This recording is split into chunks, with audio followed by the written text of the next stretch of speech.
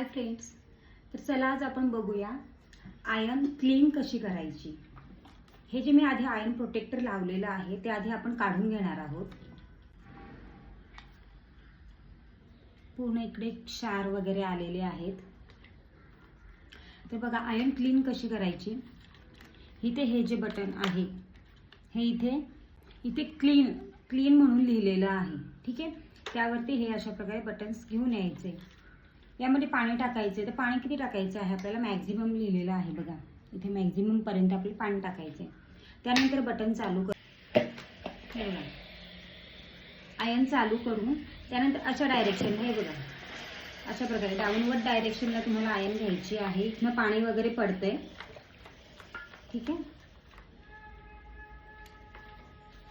हे बघा अशा प्रकारे डाऊनवर्ड डायरेक्शनला तुम्हाला आयर्न घ्यायची आहे। त्यानंतर पुन्हा असं करायचं, वाफ निघते पुन्हा तुम्हाला डाऊनवर्ड डायरेक्शन करायची आहे आणि पुन्हा अशा प्रकारे सगळी स्टीम येते। यामध्ये जी काही डस्ट वगैरे आहे, क्षार जमा झालेले आहेत ते सगळे निघून जातात। अशा प्रकारे तुम्हाला ॲटलिस्ट महिन्यातनं, तुमचा जर वापर जास्त असेल तर महिन्यातनं एकदा तरी ही आयर्न क्लीन करायची। थँक्यू।